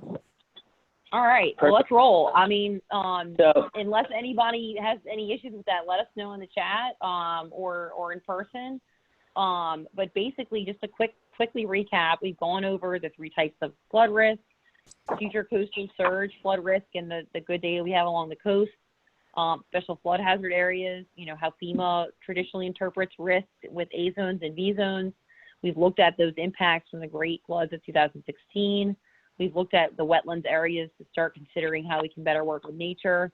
And then, you know, we looked at people, right, and how that social vulnerability index may influence decisions about making sure that we sort of protect the most vulnerable in our populations and around those areas. I think we've done some questions. If y'all have more questions, you know, feel free to use the chat feature. And what we'll do now is we'll talk through just the mapping exercise, and we can sort of decide, or y'all can decide as a committee how you want to handle this. But essentially, we have some printed maps or some digital maps, depending on, you know, how you're joining us today, to use. We have a large map of the region and then smaller insets where we see past examples of flood damage. The damage we have shows both past damage and quantitative risk. We want to get input from y'all's experiences to make sure we have a full picture of the areas. We are seeking, you know, just a better understanding. We need to know from y'all, like, does this make sense? Is the 2016 storms the right data to use? Are there other storms that we should be capturing damages from? I know in Region 4, we had this conversation, you know, y'all's neighboring region they were like, look, this isn't really accurate because we often have damages from tropical storms and we don't see any damages along the coast. And so like just to be thinking through those things. And so we want to do is just pick a few maps of areas that y'all have experience with, provide that expertise. You can mark them up. I think Brad mentioned this earlier. You can, circle things, label things, call out, near misses or areas where you have maybe projects in development that we're capturing in other tools, or maybe projects that y'all completed and the outputs are not what you thought they were going to be, right? So that's important too, is from capturing some lessons learned in previous exercises of y'all's decision making. And then I think what we want to make sure we do too is, capture areas that y'all think are maybe especially vulnerable, like where roads maybe flood or people get stuck in their neighborhoods, or where you have school gyms or canals are eroding. Really just like what you understand as your local and regional flood risk, and making sure we're capturing that. I think we have to keep these things in mind though, like not everybody is an engineer or an emergency manager or directly involved in drainage.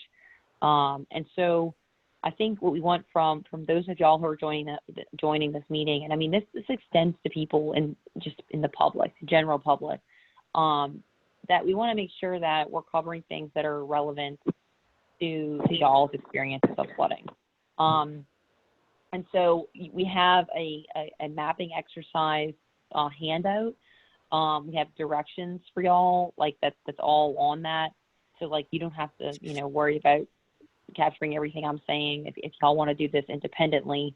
But essentially we do want information from y'all, to be it data or your feedback in any way that you think is appropriate. And we're asking y'all to give that to us by August 6th. You can scan your maps and email them to watershed@la.gov, or you can place your maps in the prepaid envelopes that we've provided to agency and mail them in. We just want to make sure, y'all, that as we talk about our understanding of risk, that we're also hearing y'all's understanding of risk, and that we're meeting in the middle, right? And we're both learning from each other. And so if we can do that, then we can make the long-term decision-making, I think, much more productive. I think Brad or Rachel or Stephanie, do y'all have anything else you want to add, or do y'all have any idea on how y'all want to handle the? I mentioned that you mentioned there were handouts. Where are those at APC currently, or were they attached in an email? Maps and a handout. We have them, Stephanie. You do? Okay. Yes. And we can send them to, we can reply all to the meeting invitation that Kate sent out with all the handouts as on them as PDFs. Hey, Alex, would it be possible to, I see you have severe, major, and minor. Can you explain how that was categorized? Was it dollar amount? Was it, oh, I see. It must have been dollar amount. Okay. Yeah. So the severe is greater than 7,500 of FEMA inspected personal property. So it's anything that corresponds to more than 2,800 of FEMA inspected. So it's like over 6 feet or more in flooding, and then in between 7,500 and 28,000. The major is between 2,000 to 7,499. So, and these are for owner-occupied households, typically between 4 and 6 feet of flooding on the first floor. And then we can send this to you too, Stephanie. We have it in our sort of back pocket, just in case it comes up. And then the minor, is just like 1,900 or less. And it's typically for property damage for rental households. And then for owner-occupied households, minor corresponds to less than 7,900. So there's actually two standards, one for rental and one for owner-occupied, and their scales are a little different. So I apologize if that was a little confusing. I can send it directly to you or reply all to everybody. So y'all all just kind of have. I got a private message that it's easier for me to talk about it than explain. Then it's easier to talk than type. So One thing that I don't know that we explained or you guys explained with regard to the individual assistance, and some on the committee may not know what that is, but for example, when I flooded in 2016 and my flood insurance actually lapsed about 6 weeks before the flood. So I didn't have flood insurance. I was in an X zone, and FEMA, anytime there's a declared disaster, they will come in and offer disaster assistance. It's not insurance, but it's just something to help. My house got about a foot of water. It was a little over a foot of water, and we ended up getting around $15,000 for building repair and housing assistance. It was actually in 2 separate payments. It was classified as 2 IA payments. So that's my next question is, were these like the duplicates removed, or is that all the IA payments? Because it might say there's 5,000 IA payments, but that's for two payments for one residence. I'm sure you guys looked at that.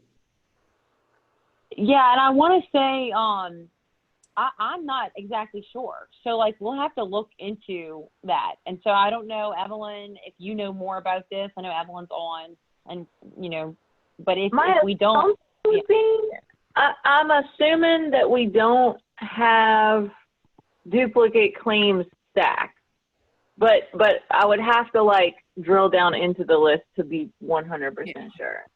Not duplicate claims, but like 2 claims on the same site. Right.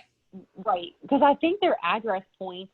And so like if you have multiple claims, I'm assuming it would just show up once on the address. Right. Yeah. Right. But we should check that though, because we don't want to misrepresent the information. So it's a good point, Stephanie. Stephanie, did you want us to zoom into a certain area as you're talking about that experience? If you can, if it doesn't take too long, you're more than welcome to. It just takes a second. Look, I'll just run y'all through this real quick. I know we just have a couple minutes. We have a bunch of different areas of the region. You see, when I hover over these numbers, it'll tell us different places we can go to, right? So if y'all want to tell me a place to go, it'll just take a second.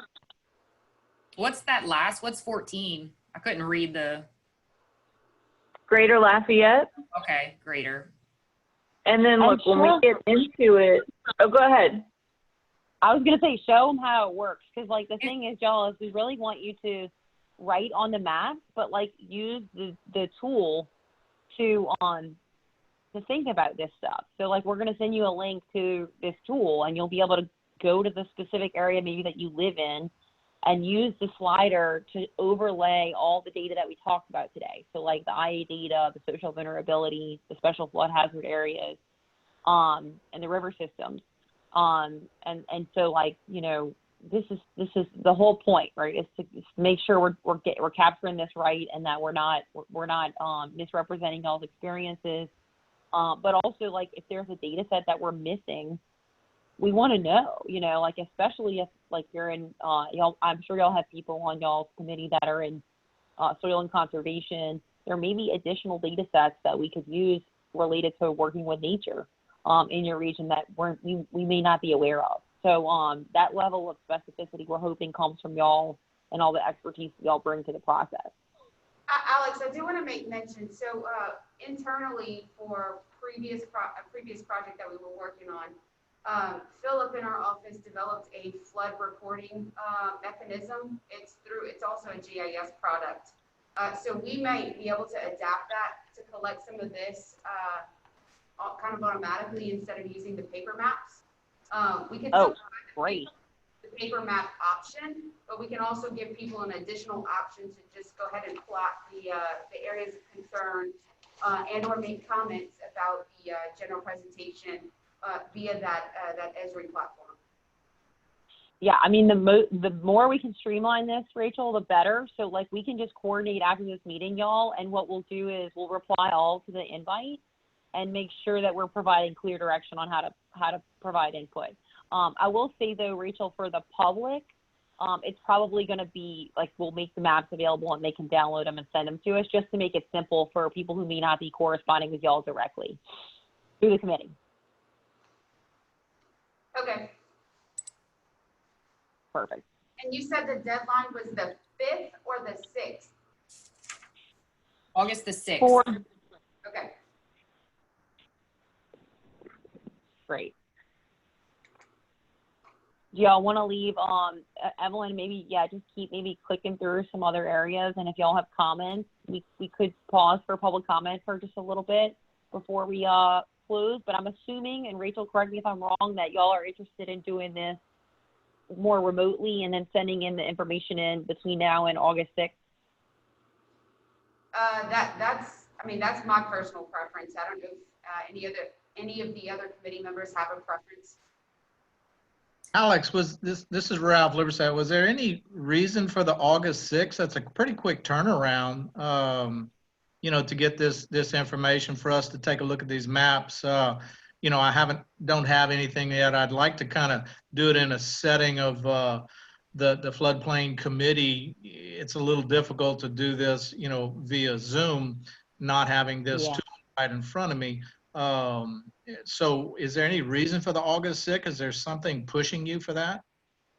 No, I think we kind of internally set a deadline of 3 weeks after each of these meetings, but I mean, we're responsive to y'all. If y'all want to try to meet and discuss this in person and, collaborate on your feedback, we have more meetings that are going to happen at the end of this month we're going to be collecting feedback on 3 weeks from those points. So I don't see a problem. I mean, and Rachel, I would defer to y'all if y'all want to make that date a little bit more flexible so y'all can accommodate a follow-up.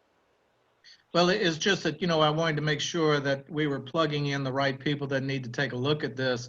I know certain things, but certainly not everything. Stephanie would be is a great resource for the Lafayette area, but I'm not so sure she'd be a great resource for the Vermilion Parish area. Stephanie, tell me if you're wrong, because I'll get you over here doing all of that too. So, but that's some of the. I'll help in any way I can. That's just my concern for the 2 week or 3 week turnaround.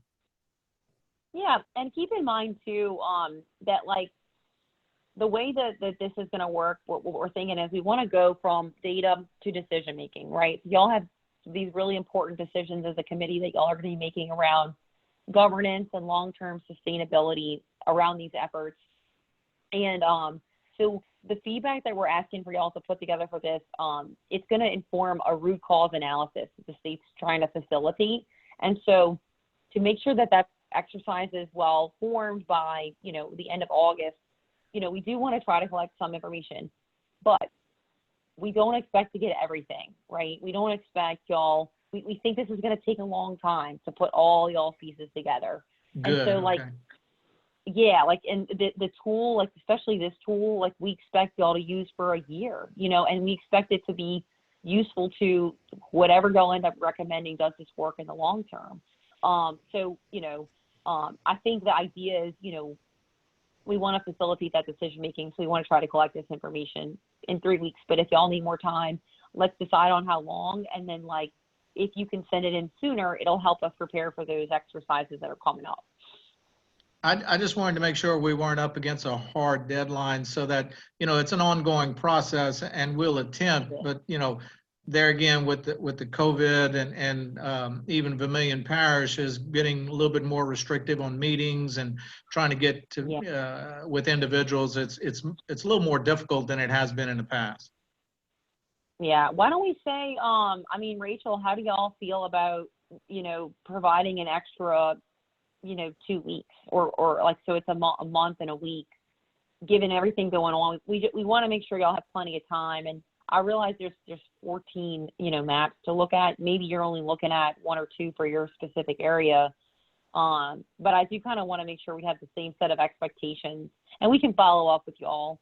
I realize, we've held y'all for a while and we've given you a lot of information to think about and take home and consider. What do you think, Rachel?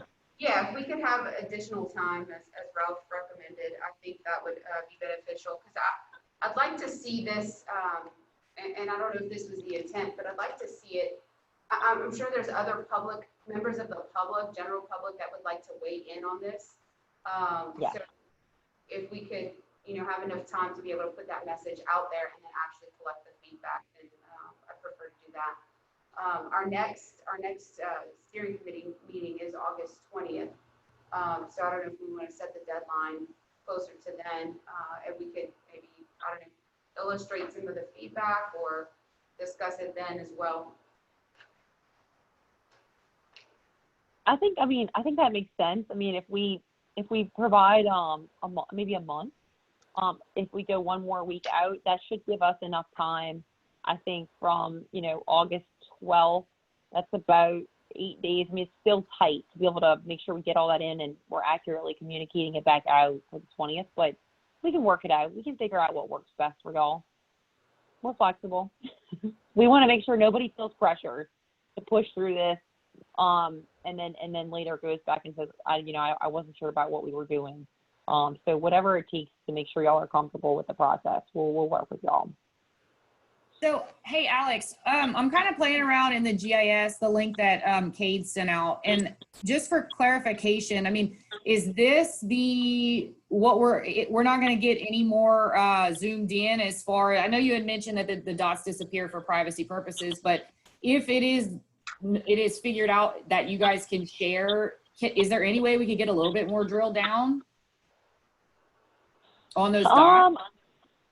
I don't know if we could distribute that like via, so it's different if you're like a floodplain manager, right? So if you're a floodplain manager, I don't think we'll have an issue providing it. Right, the but property to someone that's not, But someone that's to the not public, sharing agreement, yeah.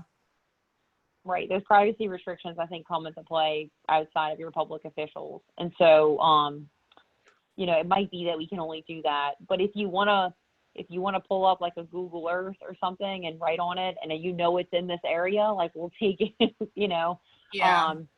It's just, I'm just zooming in as far as I can on a few of the dots, and there are, little dots, sorry about the noise, little dots that I do see in like a yellow dot in an area that I know there was not a single house that flooded there. So it also makes me wonder, I know as with insurance claims, if you look at the insurance claims Excel spreadsheet, there's a lot of claims that have zero paid out. So I want to just make sure that we're looking at the paid claims and not just claims.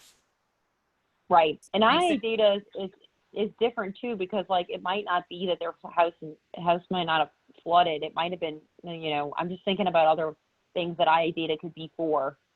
And so, yeah, I think you're right. We need to make sure that we'll look at those and see what they were for. And it might not be for what we're thinking it is. Because I just think IA data is such a universe of things. Yeah. Like it could be a blue roof, Right. Like tarps. Mm-hmm. So Alex, here's my recommendation, and I'd like to get some feedback from the committee. But I think to move forward, we'll make these maps available on our website to where they can be downloaded and submitted however the individual sees fit, whether that's to us, APC, or directly to you all. We'll also make the link to the presentation that you presented here today available on our website, and then also the flood reporting tool that we have developed in-house to gather the information electronically. We'll shoot to close the deadline for feedback the 14th, which is it's August 14th, a Friday. And then that give you all enough time to do some preliminary analysis and have some, like a high level, I guess, discussion at the August 20th meeting. I think that sounds good. Okay. I mean, I'm open to what the rest of the group thinks, but I mean, on our side, we can work with that. I'm good with that, Rachel. Yeah, that sounds great, Rachel. Thank you. Okay, good. You said August 14th, correct? Yes, that's Okay. a Friday. Right, so that we can have something to present to the entire committee, right, on the 20th, on the steering committee?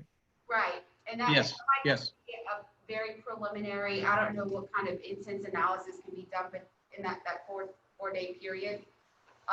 But just something preliminary to show at the committee. Perfect. Okay, good.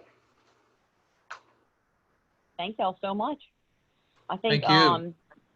Absolutely, y'all. It's an effort that we all feel very passionately about. So I can't tell y'all enough. I think it's definitely not just Brad and I. There's a whole team of people that work with us in all the regions. And seeing y'all's story, I think, kind of unfold, it's been really incredible for all of us. So let us know what you need. And Alex, we want to thank you and your team. I think y'all done a wonderful job with aggregating this information. And I think this is just the start of something that we can build upon here in our region and add different information and layers to customize it to meet the needs of what we're trying to accomplish as a region. So thank you for that. All right. We all stay dry. Thank you, Alex, very much. I'm excited to see all of this. Thank you, Alex. Absolutely. And thank y'all. Thank y'all. Thanks, Y'all have everybody. a wonderful day.